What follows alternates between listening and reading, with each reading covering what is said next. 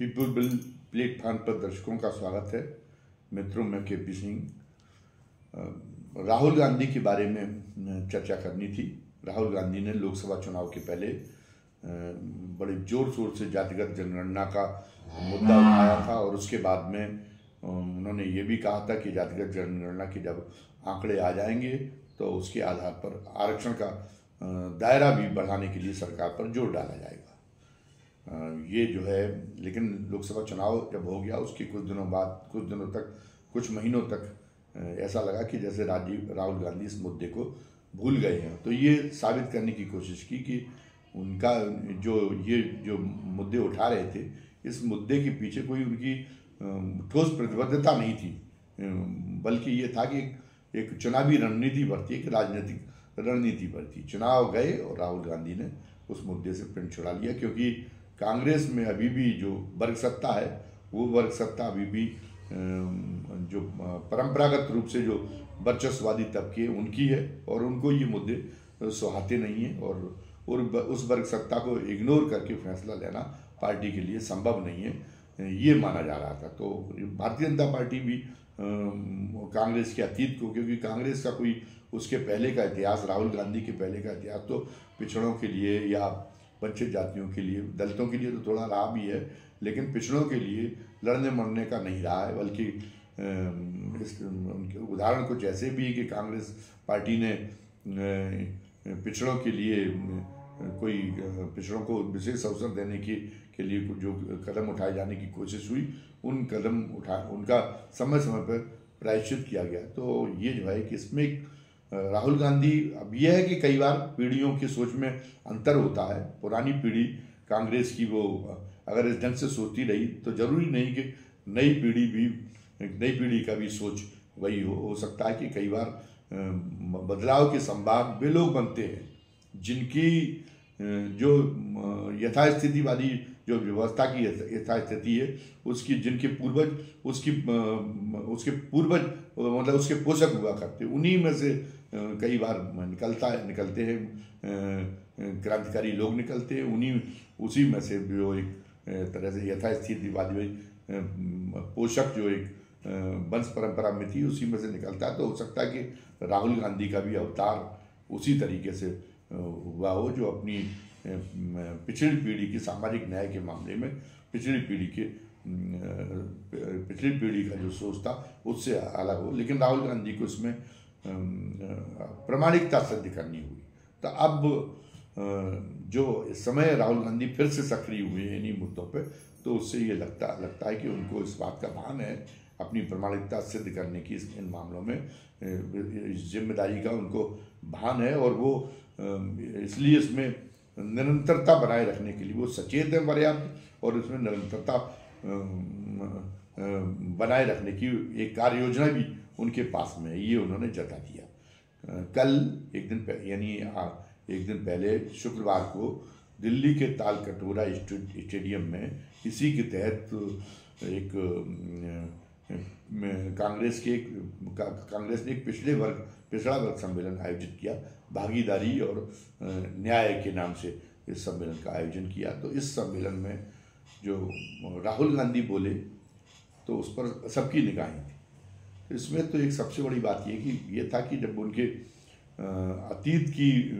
जो कांग्रेस पार्टी का अतीत है, पिछड़ों के उत्थान को, पिछड़ों को प्रोत्साहन देने के मामले में, उसके आधार पर भारतीय जनता पार्टी जो उनको डिफेंसिव करने की कोशिश की थी, कल राहुल गांधी ने शुरुआत इस बात से की कि अपने खुद से उन्होंने कहा कि मैं कांग्रेस पार्टी की बात नहीं कर रहा हूँ, लेकिन मैं 2004 से राजनीति में आया और मैं मानता हूँ कि मेरी ये गलती थी कि मैंने पिछड़ों के अधिकार के मामले में उस समय पर या जातिगत जनगणना के मामले में मैं उस समय पर मैंने, जब मेरी सत्ता रही तो मैंने उस समय उस तरीके से आवाज़ नहीं उठाई, उस तरीके से मुहिम नहीं चलाई जैसे आज चला रहा हूँ। उन्होंने कहा ये मेरी गलती थी, और गलती क्यों थी? क्योंकि हम दलितों की और आदिवासियों की स्थितियों को तो जानते थे, लेकिन पिछड़ों की स्थितियों के बारे में हम जो है उतने विज्ञ नहीं थे, उतने अवगत नहीं थे। इसलिए हम उस पिछड़ों के मामले में हम उदासीन रहे और हमसे एक चूक हुई, और वरना होना ये चाहिए था कि उसी समय में जातिगत जनगणना करा देनी चाहिए थी। मनमोहन सिंह सरकार के समय उनका आशय था कि मनमोहन सिंह सरकार के समय जातिगत जनगणना करा देनी चाहिए थी, और उस जनगणना के जो आंकड़े आए थे उन आंकड़े उन आंकड़ों के आधार पर हमें जो है विशेष अवसर के जो उसको सिद्धांत को आगे बढ़ाना चाहिए था। उसके तहत हमें पहले से ही आरक्षण का दायरा बढ़ा देना चाहिए था। तो एक तो उन्होंने भारतीय जनता पार्टी जो उन पर एक जवाबी तीर के तौर पे मतलब ये जो एक काम करती थी कि उनका कांग्रेस के अतीत को याद दिला के और उनको जो है उनकी प्रामाणिकता को छिन्न-भिन्न करने के लिए एक बड़ा कामयाब तीर चलाती थी। तो उस तीर को उन्होंने अब उस तीर की शक्ति को पूरी तरीके से बेकार कर दिया है। उस तीर को शक्तिहीन बना दिया है। ये माफ़ी मांग के ये इसमें सम्मेलन में उन्होंने एक बड़ा काम ये किया है। अच्छा, इसके बाद में वो सम्मेलन में आगे बढ़े। सम्मेलन में उन्होंने ये था पिछड़ों का उन्होंने, लेकिन दलितों आदिवासियों सहित सारे वंचितों की बात की। लेकिन एक बात पर उन्होंने जोर दिया कि दलितों और आदिवासियों से अगर पूछा जाए तो दलितों और आदिवासियों को अपनी 3000 वर्ष का इतिहास पता है, लेकिन पिछड़ों को अपना इतिहास नहीं पता, क्योंकि उनके इतिहास को आरोप लगाया कि उसको मिटाया गया है। बात बिल्कुल सही है कि एक समय था कि जिस तरह से मौर्य और नंद वंश के जो साम्राज्य रहे, जो पिछड़ों के बहुत बड़े साम्राज्य थे, तो उसके नाते एक शासक वर्ग जैसी अगर अनुभूति पिछड़ों में होनी चाहिए और उस शासक वर्ग की अनुभूति का प्रकटन उनके आत्मबल से होना चाहिए। लेकिन उनके आत्मबल उनका कहीं ना कहीं उनके अंदर वैसा आत्मबल नहीं है जो उनके जो है लोकतंत्र के बाद भी व्यवस्था में भागीदारी में उनके पिछड़ने का कारण साबित होता रहा है अभी तक। तो ये उन्होंने ये कहा कि नहीं, वो एक अपनी उस जब तक उनको उनका इतिहास नहीं पढ़ाया जाएगा कि नहीं उन्होंने उनके वंश के प्रतापी और इतने बड़े साम्राज्य हुए हैं, तो वो भी एक शासक वर्ग जैसा उनका आत्मबल होना चाहिए। ये जब तक उनको एहसास नहीं कराया जाएगा इतिहास को इस दृष्टिकोण से पढ़ा के, तब तक जो है वो अपनी अधिकारों की लड़ाई को उतनी उद्दत तरीके से उतने साहसपूर्वक या आक्रामकता के साथ में नहीं लड़ सकेंगे। एक मुख्य बात उन्होंने ये एक मूल बात दिलाई, और हो सकता है कि इसको अगर उनके पास में बुद्धिजीवियों की टीम है, इतिहासविदों की टीम है, तो जो उन्होंने ये एक तरह से इसका जो प्रतिपादन किया जिस आवश्यकता का, उस आवश्यकता के अनुरूप एक अपनी योजनाओं को मूर्त रूप देने के लिए हो सकता कि आगे आए और ये इतिहास का एक नया विमर्श उससे एक आगे बढ़े और जो पिछड़ों में एक बड़ी चेतना के जागरण का कारण सिद्ध हो। ये इस मामले में देखा जाएगा, और अगर ऐसा वो करती है तो ये भारतीय जनता पार्टी के लिए एक बड़ी धर्म संकट की स्थिति होगी। तो ये एक तो उन्होंने एक एहसास कराया। दूसरी उन्होंने कहा कि हमने तेलंगाना में जब हमारी सरकार आई है तो हमने तेलंगाना की सरकार के माध्यम से जातिगत जनगणना कराने का काम किया है, जिसको वो सामाजिक एक्सरे कहते हैं। तो उन्होंने कहा कि उससे सामाजिक एक्सरे से ये पता चला है कि वो जो है केवल सरकारी नौकरियों में ही जो वंचित जातियाँ वो पीछे नहीं है, बल्कि कारपोरेट में, मीडिया में, सभी क्षेत्रों में वो बहुत जो है सभी क्षेत्रों में उनका प्रतिनिधित्व लगभग न्यून है। उन्होंने कहा कि तेलंगाना में भी बहुत लोगों को पैकेज, बहुत नौजवानों को पैकेज मिल रहा है कारपोरेट में, तो कारपोरेट में भी लेकिन उनका लगभग शून्य के बराबर है उनका पिछड़ों वंचित जातियों का जो वो है। ऐसा नहीं कि वो अयोग्य हो, निश्चित रूप से ये एक बात है कि जिस ढंग के हमारी सामाजिक व्यवस्था के कारण जिस ढंग के पूर्वाग्रह काम करती है, तो जब अवसर उसमें अगर जनरल जो समाज के लोगों को मिलता है तो वो कारपोरेट में होके भी वो आधुनिक व्यवस्था में प्रवेश करने के बाद में भी वो अपने पूर्वाग्रहों से मुक्त नहीं हो पाते, और उस पूर्वाग्रहों के चलते कारपोरेट में भी फिर जो नए चेहरे लेने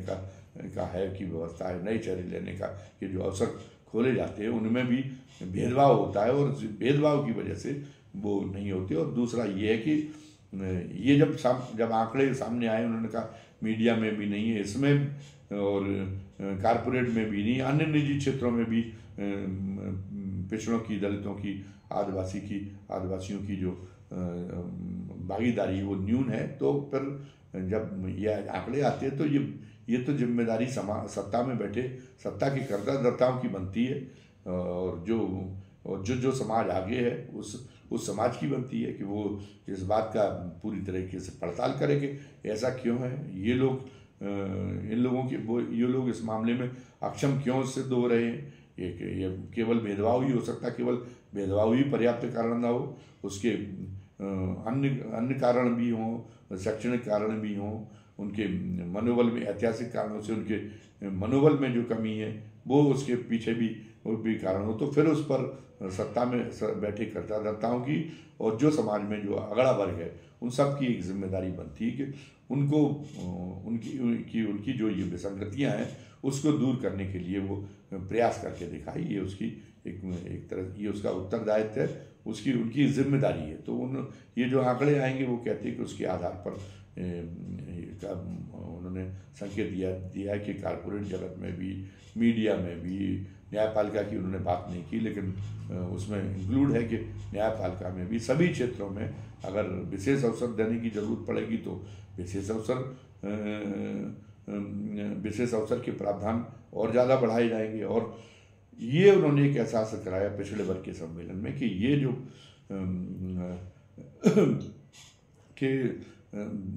अनुसूचित जातियों और जनजातियों को तो उनकी आबादी के मुताबिक आरक्षण मिल गया है, लेकिन पिछड़े वर्ग की आबादी अभी भी 50% से अधिक है, और उनका जो है उनको आरक्षण की व्यवस्था केवल 27% है।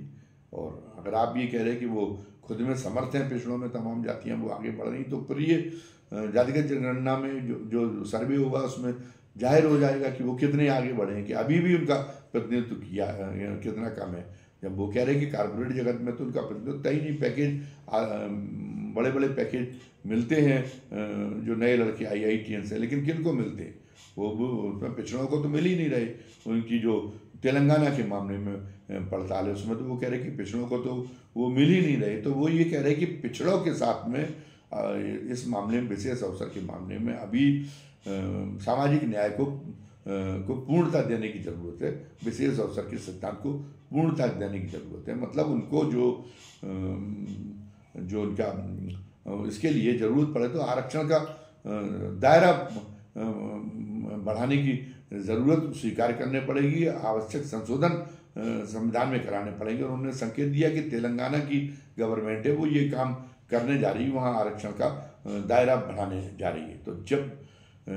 तो मुख्य रूप से जो जातिगत जनगणना का लाभ है ये उन्होंने अपनी पार्टी के पिछले वर्ग सम्मेलन में कराया कि उससे जो जिसके मुख्य रूप से हित जुड़े हुए हैं, अनुसूचित जातियों जनजातियों के उतने नहीं जुड़े हुए, जो जितने हित उसके पिछड़ों के जितने हित जुड़े हुए, पिछड़ा वर्ग में आने वाली जातियों के जितने हित जुड़े हुए हैं, क्योंकि आरक्षण का दायरा तो उन्हीं के संदर्भ में बढ़ाया जाएगा। उनका तो है लगभग अनुसूचित जातियों और अनुसूचित जातियों को तो उनकी आबादी के मुताबिक सरकारी नौकरियों में आरक्षण की व्यवस्था, लेकिन इसमें निश्चित रूप से ये बातें जब और स्पष्ट होगी तो पिछड़े वर्ग की जातियों में उद्वेलन की स्थिति पैदा करेगी। और वो लेकिन उस उद्वेलन का लाभ उठाने की राजनीतिक लाभ उठाने की स्थिति में क्या कांग्रेस है? प्रश्न इस बात का है। उत्तर प्रदेश में अगर उद्वेलन बढ़ता है, जैसा मंडल आयोग की जब रिपोर्ट लागू हुई थी तब जो उद्वेलन पैदा हुआ था, वैसा अगर उद्वेलन पैदा होता है पिछले उनकी मुहिम, अगर वो उस उद्वेलन को पिछली जातियों में उस उद्वेलन को पैदा करने में समर्थ अगर होती है उनकी मुहिम, तो संभव है कि उनकी पार्टी को कोई लाभ ना मिले, और खासतौर से उत्तर प्रदेश में और बिहार में। उत्तर प्रदेश में वो लाभ समाजवादी पार्टी ले जाए और बिहार में राष्ट्रीय जनता दल ले जाए। लेकिन राहुल गांधी एक स्पष्ट कर रहे हैं कि वो एक आम जो एक परंपरागत राजनेताओं की तरह नहीं है, वो एक नया विजन लेकर आए हैं, और वो ये चाहते हैं कि उस विजन के अनुरूप देश की व्यवस्था बदले, भले ही वो सत्ता में रहे या ना रहे। ये तो उन्होंने साबित कर दिया कि मनमोहन सिंह कि 10 साल तक मनमोहन सिंह प्रधानमंत्री बने रहे और उसमें अगर सत्ता लोलुपता होती तो वो जो है वो कभी भी का मनमोहन सिंह को बीच में हटा के 8 साल बाद, अगर शुरू में नहीं हटाते तो 7-8 साल का जब उनका कार्यकाल पूरा हो गया था तो उस कार्यकाल पूरा होने के बाद में जो है वो खुद प्रधानमंत्री बन सकते थे। तो आज उनकी स्थिति कुछ दूसरी होती। एक पूर्व प्रधानमंत्री का तमगा जड़ा होता तो उनको राजनीति में, आज की राजनीति में संघर्ष करने में उनकी स्थिति और ज़्यादा बलशाली होती, जो आज जो है जिसकी वजह से उनको तमाम कठिनाइयों का सामना करना पड़ रहा है वो न करना पड़ता। तो ये एक बात स्पष्ट है राहुल गांधी के व्यक्तित्व को लेकर के। राहुल गांधी का जो सोच है उसमें वो इस बात को महत्वपूर्ण नहीं मानते कि सत्ता की बागडोर निजी तौर पर उनके हाथ में निजी तौर में उनके हाथ में आए या ना आए, वो इस बात को मानते। निजी तौर में हाथ में आना वो बहुत महत्वपूर्ण नहीं मानते, लेकिन वो बदलाव की जो ज़रूरतें हैं वो बराबर, जैसे उन्होंने यही सामाजिक न्याय के जो मामला था या पिछड़ों को आरक्षण का दायरा बढ़ाने का मामला था, तो उन्होंने इससे संबंधित सभी पहलुओं का अध्ययन किया। जब वो निष्ठा के साथ में ये काम कर रहे तो तब उन्हें ये इतिहास में जो हमारे इतिहास लेखन में जो विसंगतियाँ आई हैं उनकी तरफ भी उनका ध्यान गया। तो उनका ये है कि अगर उसका लाभ दूसरे दल जो खुद पिछड़ों का प्रतिनिधित्व करने वाले दल हैं, यदि वो उसका जो है वो लाभ उठा के ले जाते हैं और कांग्रेस पार्टी उनकी मुहिम के कारण बेगानी शादी में अब्दुल्ला दीवाना बनकर रह जाती है, तो ये स्पष्ट है कि वो इसके लिए भी तैयार है। तो उनकी जो प्रामाणिकता बढ़ रही है, तो वो एक ऐसे केंद्र, तो वो सत्ता में आए या ना रहे, लेकिन एक ऐसे केंद्र जो है के रूप में अपनी स्थिति को मजबूत करते जा रहे हैं, जिसकी सोच के आधार पर समाज का पूरा और राजनीति का पूरा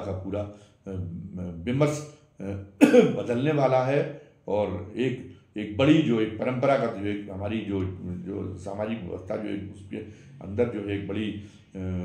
बड़ी सड़ांध पैदा हो चुकी है, और क्योंकि उसमें कोई परिवर्तन की ताजगी नहीं आ रही, तो वो सड़ांध को तो इसको परिवर्तन की ताजगी का समावेश करने वाले एक संवाहक के रूप में वो अपनी भूमिका कहीं ना कहीं निभा कर जाएंगे। एक युग प्रवर्तक के रूप में एक भूमिका निभा कर जाएंगे। जिस तरह से गांधी जी ने किया, जिस तरह से जयप्रकाश जी ने किया, वैसी भूमिका अगर वो सत्ता में नहीं पहुंच पाए तो वो कहीं ना कहीं लेकिन उनको इस बात का श्रेय जाएगा कि उन्होंने स्थितियों को बदला है। और ये जो उनकी पूरी मुहिम है भारतीय जनता पार्टी के लिए निश्चित रूप से जो मुश्किल देह है, क्योंकि भारतीय जनता पार्टी की जो वर्ग सत्ता है, भले ही मोदी जी अपने आप को पिछले वर्ग का कहते हैं और हो सकता है कि वो पिछले वर्ग का हो ही, लेकिन मोदी जी एक व्यक्ति से कुछ नहीं होता। उसकी जो वर्ग सत्ता भारतीय जनता पार्टी की, वो वर्ग सत्ता किसी भी तरह के सामाजिक परिवर्तन की विरोधी है। वो वर्ग सत्ता वो है जिसने संविधान लागू करने के समय भी ये कहा था कि ये संविधान बेकार है, क्योंकि इसमें मनुस्मृति को आधार नहीं बनाया गया। तो वो आज भी अपनी सोच कायम किए हुए, तो उसे हालांकि उनकी सोच में उनका दृष्टिकोण में काफ़ी आधुनिकता है मोदी जी की में, लेकिन अपनी वर्ग सत्ता के खिलाफ कोई क्रांतिकारी परिवर्तन करना, कोई क्रांतिकारी मुहिम चलाना या क्रांतिकारी परिवर्तनों की मांग को स्वीकार करना, ये उनके लिए एक संभव नहीं हो सकता। तो भारतीय जनता पार्टी के लिए राहुल गांधी की इस मुहिम की वजह से बहुत ही विरोधाभासपूर्ण स्थितियाँ, बहुत ही चुनौतीपूर्ण स्थितियाँ पैदा होने वाली हैं। अभी की वीडियो में बस इतना ही। धन्यवाद। जय हिंद, जय भारत।